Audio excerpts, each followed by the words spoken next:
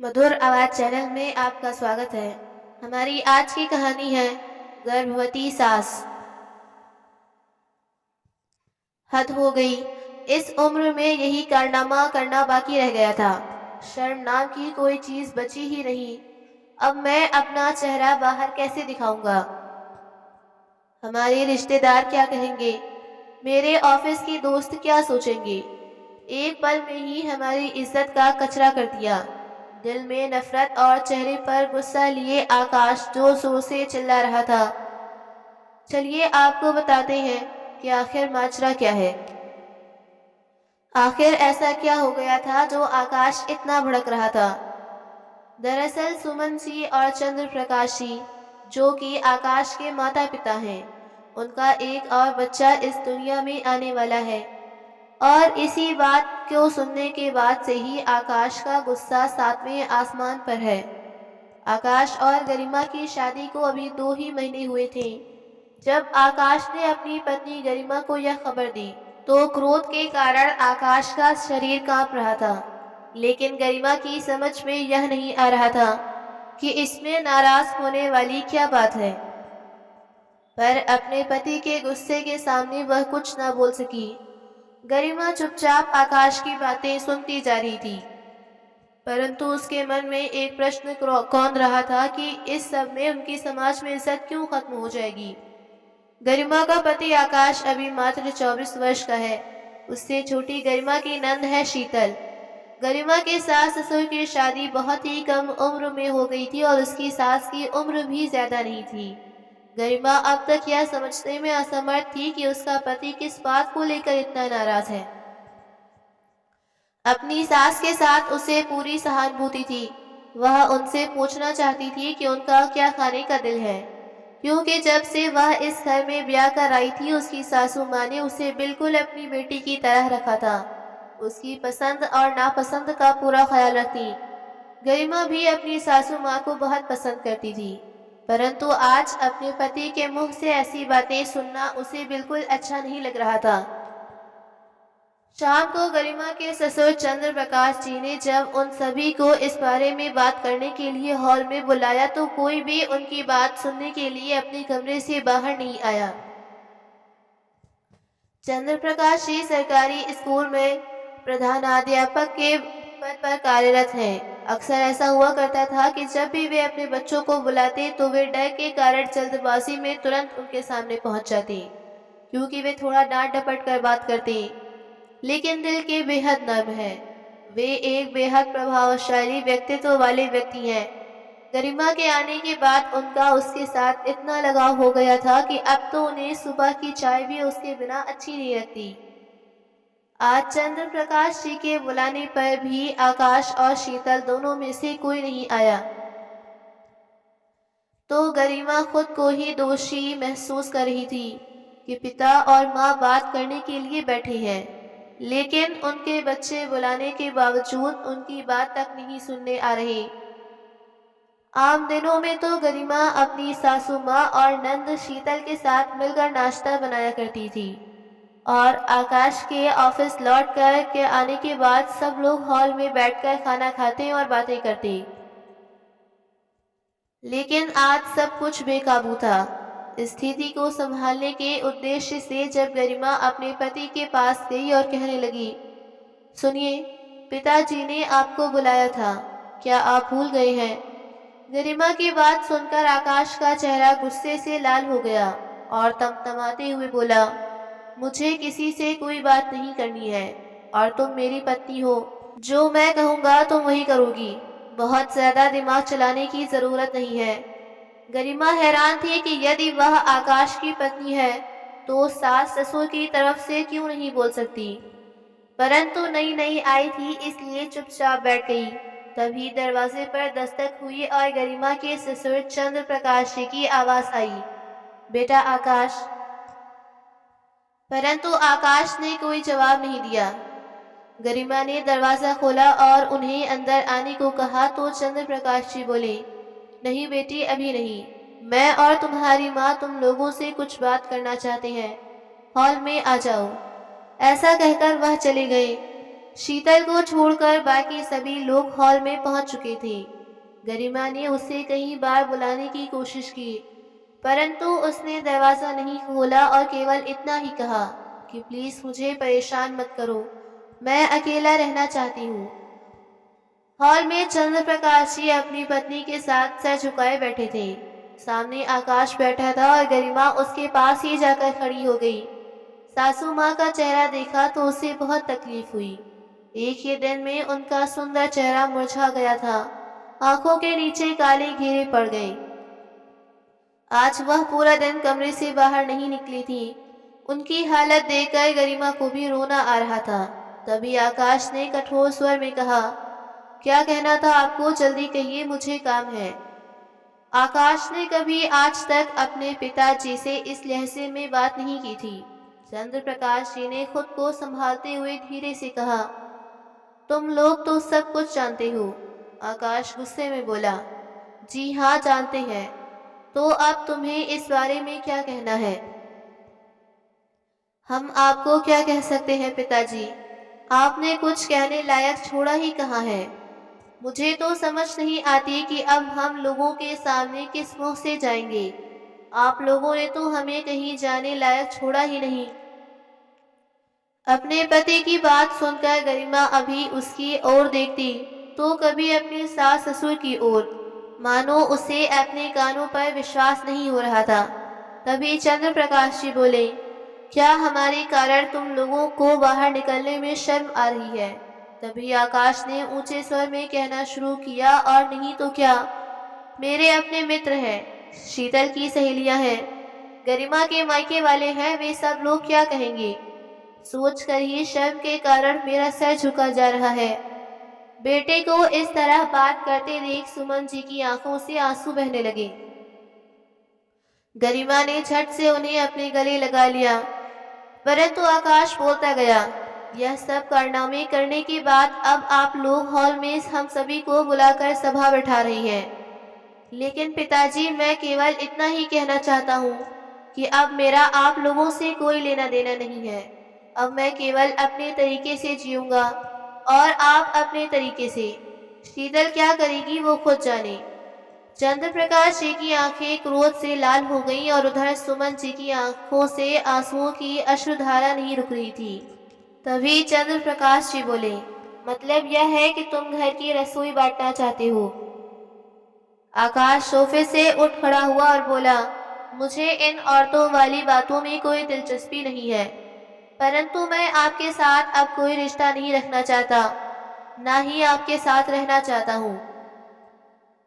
कभी चंद्र प्रकाश जी अपने आंसू पहुँचने हुए बोले, तो ठीक है, यदि तुम हमारे साथ नहीं रहना चाहते तो मैं और तुम्हारी माँ अपने गांव वाले मकान में चले जाते हैं। इतना एहसान करने की कोई ज़रूरत नहीं है, पहले ही आप बहुत जग हंसाई करा चुके हैं। यह कहकर आकाश अपने कमरे में वापस चला गया। इधर हॉल में बैठे दोनों माता पिता अपने बच्चों का व्यवहार देखते हुए अपराध बोध से ग्रस्त होते जा रही थी। इसके बाद कई दिन बीत गए, परंतु घर में और पहले जैसी रौनक नहीं थी। आकाश और शीतल दोनों भाई बहन अपने पिता से बात नहीं करते, केवल अपने कमरे तक ही सीमित रहते थे।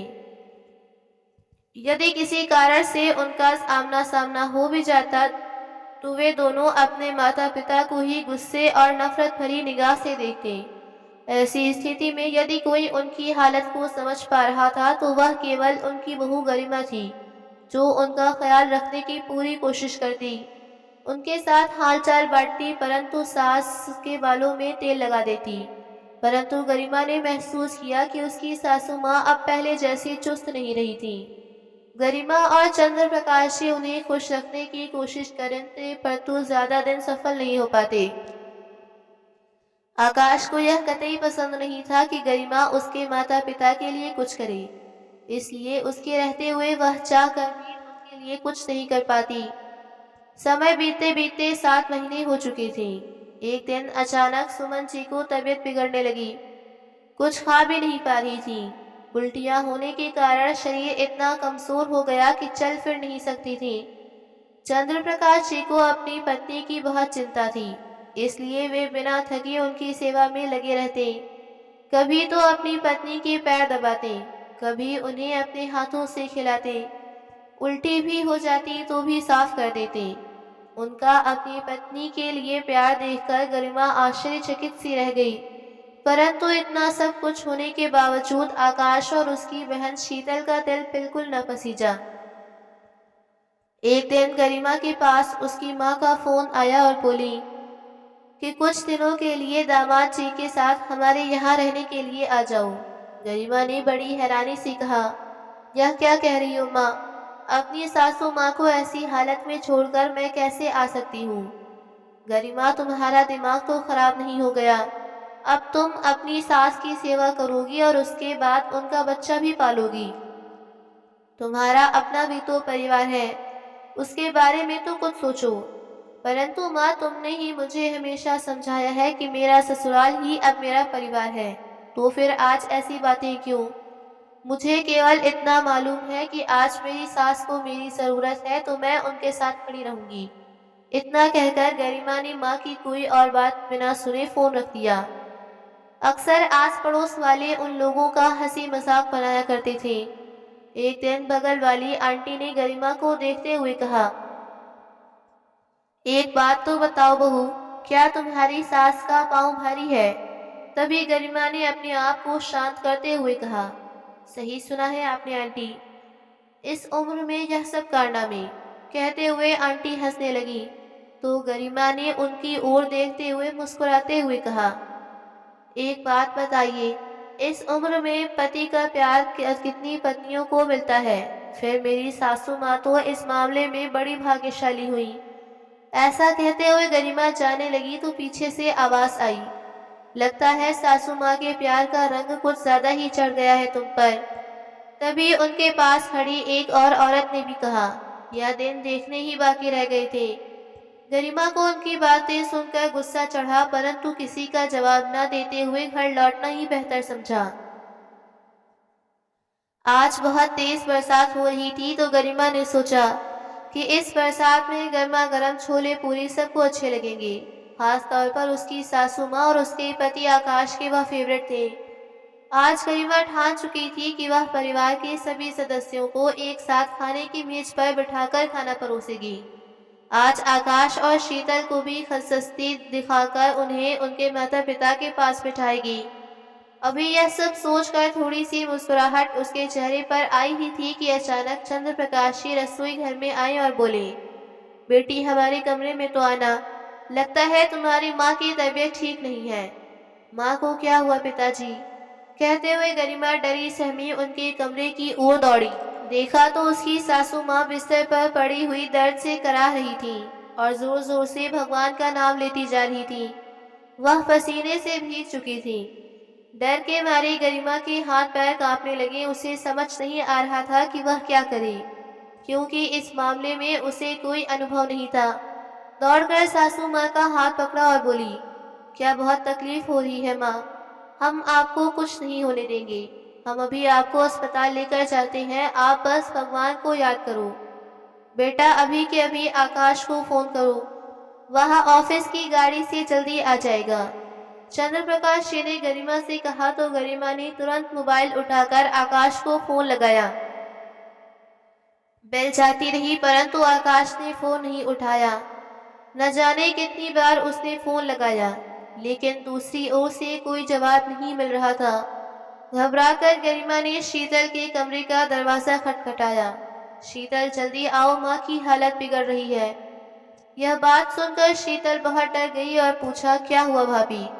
परंतु गरिमा हड़बड़ाहट में कुछ बोल ही नहीं पाई थी। बस इतना ही कह पाई कि माँ की तबीयत खराब है, तुम्हारे भैया को फोन किया तो उठा नहीं रहे। यह सुनते ही शीतल अपनी माँ के कमरे की ओर दौड़ी। देखा तो पिताजी उनके पैरों के तलवे की मालिश कर रहे थे और गरिमा को देखते ही बोले, आकाश ने क्या कहा बिटिया, क्या वह आ रहा है? नहीं पिताजी, वह फोन नहीं उठा रहे। तभी चंद्र प्रकाश जी बिना कुछ कहे जल्दी से अपना कुर्ता पहनकर बाहर निकल गए। कहाँ जा रहे हैं पिताजी? गरिमा ने पूछा तो वह बोले, ऑटो रिक्शा ढूंढने जाता हूँ, तुम यहीं अपनी माँ का ख्याल रखो। लेकिन पिताजी बाहर तो तेज बारिश है। पर बेटी मेरे पास कोई और चारा नहीं है। ऐसा कहते हुए उन्होंने अपनी भीगी आंखें पोंछी और तेजी से बाहर निकल गए। इधर गरिमा और शीतल माँ का ख्याल रखने लगे। गरिमा ने देखा कि उसकी सासू माँ जोर जोर से कांप रही थी। तभी पास में बैठी शीतल रोने लगी। गरिमा ने उसके सिर पर प्यार भरा हाथ रखा तो उसने उसे तुरंत गले से लगा लिया और फूट फूट कर रोने लगी। भाभी, मैंने अपनी माँ के साथ बहुत गलत व्यवहार किया, परंतु आज मुझे उनकी यह हालत देखकर खुद से ही घृणा हो रही है। माँ की इस हालत के जिम्मेदार केवल मैं हूँ। भाभी, क्या वह हमें माफ कर देंगी? बताओ ना, वह पहले ही तरह स्वस्थ तो हो जाएंगी ना। तभी गरिमा बोली, भगवान सब कुछ ठीक करेंगे। तुम केवल उनसे प्रार्थना करो कि वह माँ को जल्दी स्वस्थ कर दे। इस समय सुमन जी ने शीतल को अपने पास बुलाया। शीतल एक छोटे बच्चों की तरह उनके पास अपना सिर रखकर रोने लगी। सुमन जी ने इस हालत में भी उसके सिर पर हाथ रखकर थपथपाया। इधर गरिमा अपने पति को फिर से फोन करने लगी, परंतु फोन स्विच ऑफ आ रहा था।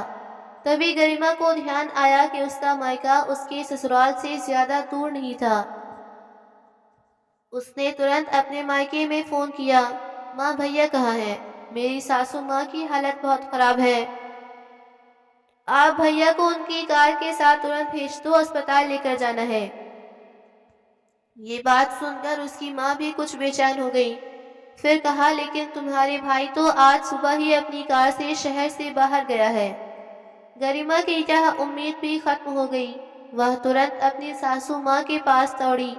तभी शीतल बोली, भाभी, माँ की हालत बिगड़ती जा रही है। 10 मिनट में ही चंद्र प्रकाश जी वापस लौटे और आते ही कहा, क्या आकाश वापस आ गया? यह सुनते ही गरिमा ने अपना सर झुका लिया। नहीं पिताजी, उनका फोन स्विच ऑफ है।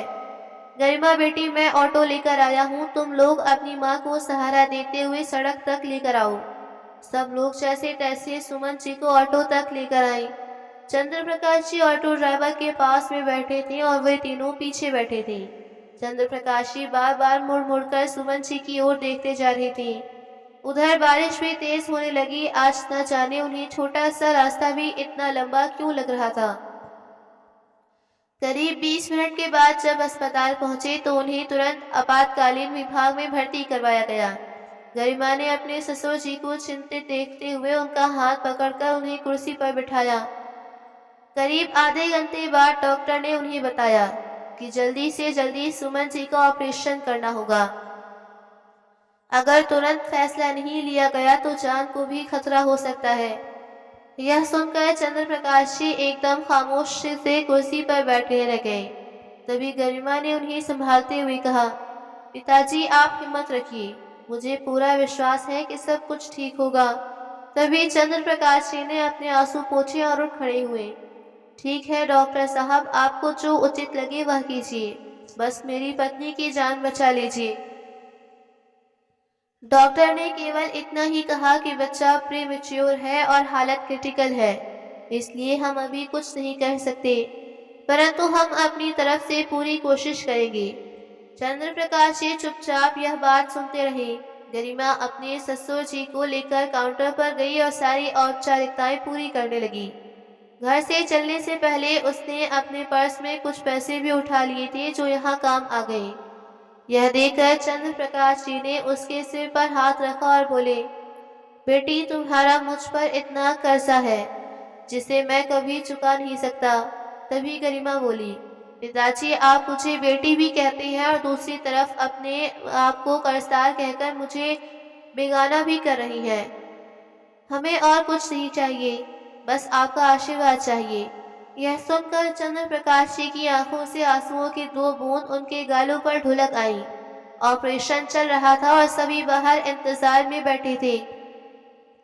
आकाश को फिर से फोन लगाने की कोशिश की, परंतु वह अभी तक स्विच ऑफ ही था। करीब 1 घंटे के बाद ऑपरेशन रूम का दरवाजा खुला और डॉक्टर बाहर आई। बधाई हो, आपको बेटा हुआ है। गरिमा और शीतल दोनों ने हाथ जोड़कर भगवान को शुक्रिया कहा। लेकिन तभी चंद्र प्रकाश जी ने डॉक्टर से पूछा, और मेरी पत्नी, वह कैसी है? यह बात सुनकर डॉक्टर चुप रह गई। चंद्र प्रकाश जी डॉक्टर की चुप्पी से घबरा गए और बोली, कुछ तो बोलिए डॉक्टर साहब। तभी डॉक्टर ने धीरे से कहा कि उनकी हालत अभी क्रिटिकल है। इतना कहकर डॉक्टर चला गया। चंद्र प्रकाश जी को तो जैसे काटो तो खून नहीं, कपकपाते पैरों से कुर्सी पर हम से आकर बैठ गई। कुछ देर बाद नवजात बच्चे की रोने की आवाज़ सुनकर गरिमा उठ खड़ी हुई। तभी नर्स बच्चे को लेकर ऑपरेशन रूम से बाहर आई। गरिमा ने तुरंत उसे अपनी गोद में लिया और पल भर में ही बच्चा चुप हो गया। छोटे नन्हे हाथों से उसने गरिमा के दुपट्टे को कस के पकड़ लिया और गरिमा उसे देखकर मुस्कुराने लगी और शीतल से बोली, क्या तुम इसे गोद में नहीं लोगी? तभी शीतल ने कहा, पहले पापा को दिखाओ भाभी। चंद्र प्रकाश जी अपने बेटे को देखकर उठ खड़े हुए, उसे बड़े प्यार से देखा और फिर उसे गोद में लेकर जोर जोर से रोने लगे। यह देखकर गरिमा और शीतल भी खुद को रोने से रोक न पाई। लेकिन बच्चा अपने पिता की शरण में आकर चैन की नींद सो गया था। शाम के वक्त जब आकाश घर पहुंचा तो देखा घर पर कोई नहीं था। किसी को ना पाकर उसका दिल अनजाने से डर से कांप उठा। फोन को चार्जिंग पर लगाकर ऑन किया तो देखा, हैरान रह गया था कि गरिमा की 10 मिस कॉल थी। जैसे ही फोन लगाकर पूछने लगा कि उसी समय उसके पिता चंद्र प्रकाश जी का फोन आया। आकाश, जो अभी तक अपने पिताजी से नाराजगी के कारण बात नहीं कर रहा था, परेशान और चिंतित होते हुए तुरंत बोला, हेलो पिताजी, कहाँ हैं आप? सब माँ तो ठीक है ना? बेटा, हम यहाँ अस्पताल में हैं। तुम्हारी माँ की हालत कुछ ठीक नहीं। तुम एक काम करो, हमारी अलमारी के लॉकर में तुम्हारी माँ की सारी रिपोर्ट्स रखी हैं। तुम उन रिपोर्ट्स को लेकर जल्दी से यहाँ पहुँचो। पिताजी, आप चिंता मत कीजिए, मैं तुरंत पहुँचता हूँ। आकाश ने जल्दबाजी में माँ पिताजी की अलमारी खोलकर लॉकर का ताला खोला, लेकिन लॉकर में बहुत से कागज पड़े थे। उसे समझ नहीं आ रहा था। हड़बड़ाहट में माँ की रिपोर्ट ढूंढते ढूंढते सारे कागज जमीन पर बिखर गए। तभी आकाश की नजर एक कागज पर पड़ी, जो शायद उसकी माँ के डायरी का एक पन्ना था। आकाश ने उत्सुकतावश उस कागज को उठाया। उस पर जो कुछ लिखा था उसे पढ़कर आकाश के तो जैसे बेजान ही निकलने लगी। पन्ने पर लिखा था, कमला हमारे घर की सदस्य की तरह थी। न जाने उसकी किस्मत में ही इतने दुख क्यों लिखे थे। माँ बाप तो उसके पहले से ही नहीं थे। कुछ महीने पहले पति की भी मृत्यु हो गई और आज वह खुद भी कैंसर की बीमारी से जंग हार गई। लेकिन जाने से पहले अपने 3 महीने के नन्हे से बेटे को हमारी गोद में डालकर चली गई। कैसे भूल सकती हूँ उसके वह आखिरी शब्द। मालकिन, आज तक आपने मुझ पर बड़े एहसान किए हैं, आज बस एक और एहसान कर दीजिए मुझ पर। अपना बच्चा आकाश मैं आपके हवाले किए जा रही हूँ, इसका ख्याल रखना, भगवान आपका भला करे। मैं भी उसे वचन दिया था कि हम उसके बच्चे को अपने बच्चा समझकर पालेंगे और उसे यह पता तक नहीं लगने देंगे कि हम उसके माँ बाप नहीं हैं। उस कागज को पढ़कर आकाश पसीने से तरबतर हो गया और धम से जमीन पर बैठ गया। जिन माँ बाप को आज तक मैं इतनी बातें सुनाता आया था, दरअसल वो दोनों तो मेरे माँ बाप थे ही नहीं, परंतु फिर भी उन्होंने इस बात को एहसास तक नहीं होने दिया था मुझे। यह सोच सोचकर आकाश के जैसे ही जान निकलती जा रही थी। लेकिन फिर उसे अचानक माँ की हालत और स्थिति की गंभीरता का अंदाजा हुआ, तो खुद को संभालते हुए जल्दी से रिपोर्ट ढूंढकर अस्पताल के लिए निकला। जैसे ही वह अस्पताल पहुंचा तो देखा कि सभी डॉक्टर्स की टीम उसकी मां का इलाज करने में जुटी हुई थी। चंद्र प्रकाश जी बौखलाए हुए उसकी तरफ दौड़ते हुए आए और उसके गले लगकर रोने लगे। उसने पिताजी के आंसू पोंछे। उसी समय आकाश ने देखा कि एक नर्स दौड़ती हुई आ रही थी। उसका दिल घबराने लगा और कपकपाती आवाज में पूछा, सिस्टर क्या हुआ? माँ की हालत तो ठीक है ना? जी देखिए, शरीर में खून की बहुत ज़्यादा कमी होने के कारण पेशेंट की हालत अभी क्रिटिकल है। उन्हें चढ़ाने के लिए तुरंत ओ पॉजिटिव ब्लड की आवश्यकता है और अस्पताल में उसका स्टॉक खत्म हो चुका है। इस समय आकाश बोला, तो फिर परेशानी क्या है? मेरा भी ब्लड ग्रुप ओ पॉजिटिव है। आप जल्दी से मेरा ब्लड लेकर उन्हें चढ़ाने का इंतजाम कीजिए। जब आकाश ब्लड डोनेट करके केबिन से बाहर आया तो गरिमा के हाथों में नवजात को देखकर उसका दिल करुणा से भर आया। तभी गरिमा ने कहा, क्या इसे उठाएंगे नहीं? उसने नन्ही को अपने हाथों में उठाया और आंसू भरी आंखों से उसे देखने लगा। कुछ समय उसे लगातार यूं ही देखता रहा। थोड़ी देर बाद जब उन्हें सुमन जी से मिलने की इजाजत मिली तो गरिमा और आकाश माँ से मिलने के लिए गए और नन्हा आकाश को हाथों में था। आकाश को देखते हुए सुमन जी के चेहरे पर एक मुस्कान और तसल्ली के भाव उभर आई।